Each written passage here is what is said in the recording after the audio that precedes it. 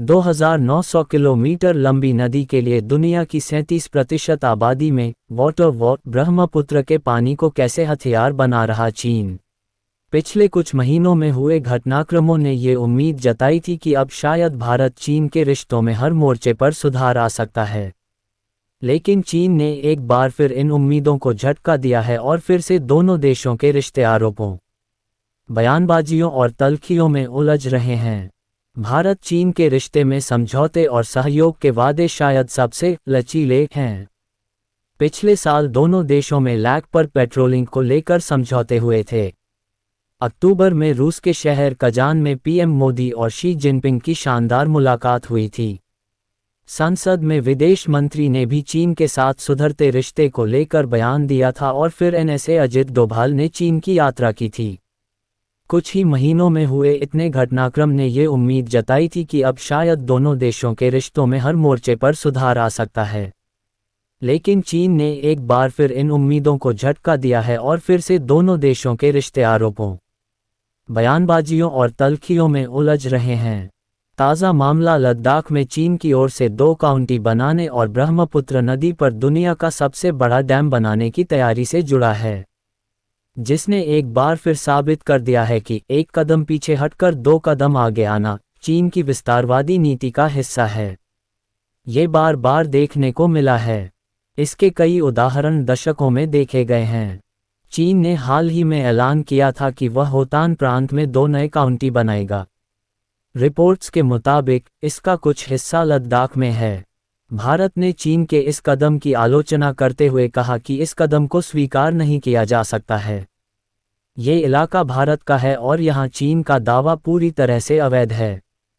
वहीं दूसरा मामला ब्रह्मपुत्र नदी से जुड़ा हुआ है। दरअसल चीन भारत सीमा के नज़दीक तिब्बत के पास ब्रह्मपुत्र नदी पर एक डैम बनाने की तैयारी कर रहा है। 25 दिसंबर को चीन ने इसकी मंजूरी भी दे दी है। इसे दुनिया का सबसे बड़ा बांध बताया जा रहा है, जिसमें करीब 140 अरब डॉलर खर्च होने की उम्मीद है। चीन की इस तैयारी पर भी भारत ने निशाना साधा है। सवाल उठाए हैं, चीन की ओर से भी सफाई आई है। लेकिन ये कोई पहला मामला नहीं है जब ब्रह्मपुत्र पर भारत चीन को लेकर विवाद देखा गया हो। दोनों देशों में पहले भी इसे लेकर बयानबाजियां होती रही हैं। अब आइए समझते हैं कि आखिर कैसे ये नदी दुनिया के 2 सबसे आबादी वाले देशों के बीच वाटर वार का कारण है। ब्रह्मपुत्र नदी के बारे में जानिए।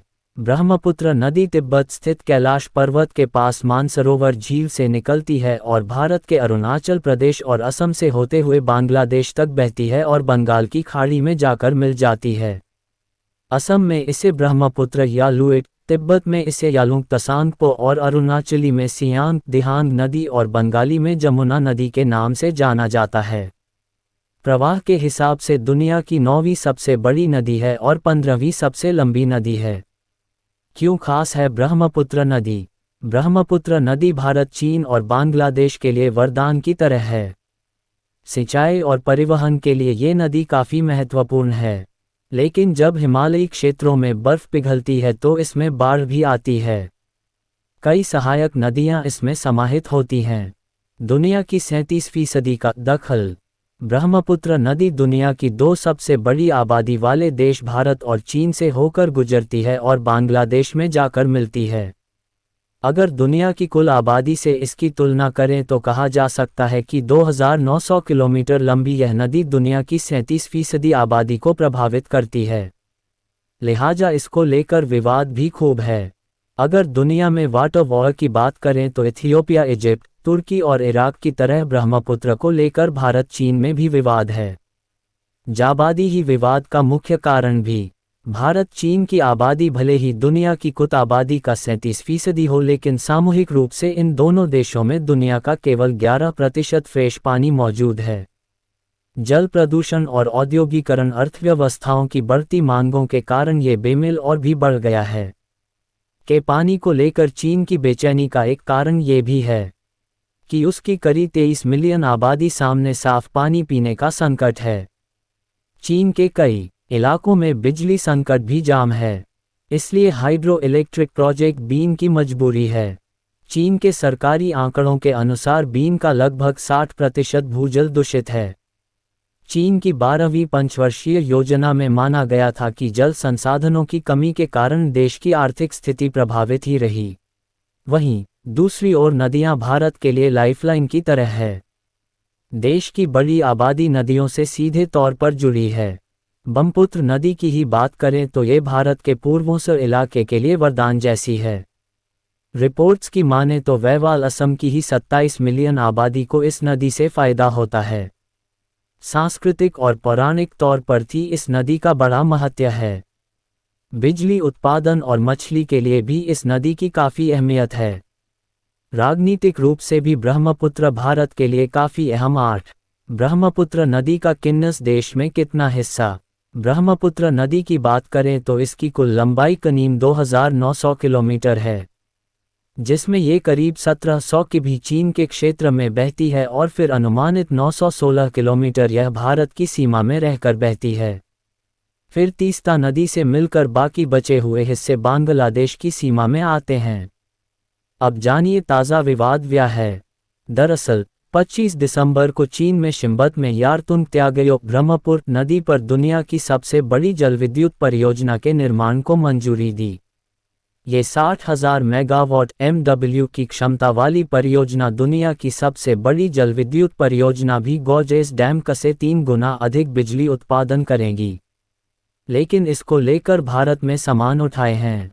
भारत को इससे क्या नुकसान।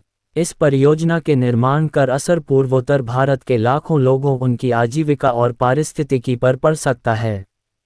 कई पर्यावरणविद पहले भी चीन की इस घोषणा पर चिंता जाहिर कर चुके हैं। भारत ने भी चीन के लिए फैसले का कड़ा विरोध किया है। असम के मुख्यमंत्री हिमंता ने भी सवाल बाड़े किए हैं। तर्क दिया जा रहा है कि चीन के इस बड़े डैम के निर्माण से आसपास की अन्य नदियों पर बुरा असर पड़ेगा। भारत आने वाले पानी का कारो घट जाएगा। यारतुंग तसांगपो परियोजना क्या है। रिपोर्ट के अनुसार इस परियोजना का जिगदीन की 14वीं पंचवर्षीय योजना 2021-2025 में हुआ था। ये ग्रेट बैंड के पास है, जहां ब्रह्मपुत्र नदी अरुणाचल प्रदेश में प्रवेश करने से पहले मेदोन काउंटी में लगभग यू-टर्न लेती है। चीन का इस परियोजना को लेकर क्या है दावा। चीन का दावा है कि यह परियोजना उसे पारंपरिक ऊर्जा स्रोतों से दूर ने जावन 2060 तक नेट कार्बन न्यूट्रलिटी हासिल करने में मदद करेगी। उसका कहना है ब्रह्मपुत्र नदी का बहाव उन स्थितियों के लिए आदर्श है। हथियार के रूप में इस्तेमाल कर सकता है चीन।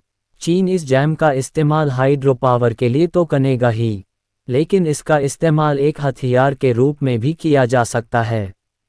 जैसे कि अगर दोनों मुल्कों में तनाव बढ़ते हैं तो चीन इस डैम से भारत के सीमाई इलाकों में भारी मात्रा में वाटर फ्ली करके बाढ़ जैसे हालात पैदा कर सकता है।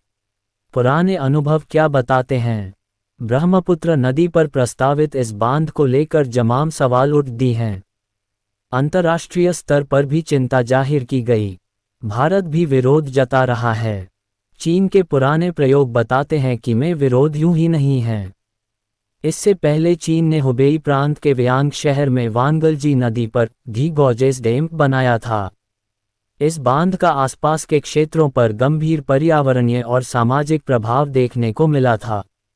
उदाहरण के लिए इस डैम ने 10 लाख से अधिक लोगों को विस्थापित किया था और इसके कारण भूकंप जैसी समस्याएं इस क्षेत्र में आम हो गई थी। वहीं ब्रह्मपुत्र नदी पर जहां बांध बनाने की चीन तैयारी कर रहा है वो हिमालयी क्षेत्र में आता है। यहां पहले से ही भूकंप के खतरे ज़्यादा होते हैं। जाने ब्रह्मपुत्र पर कितने बांध।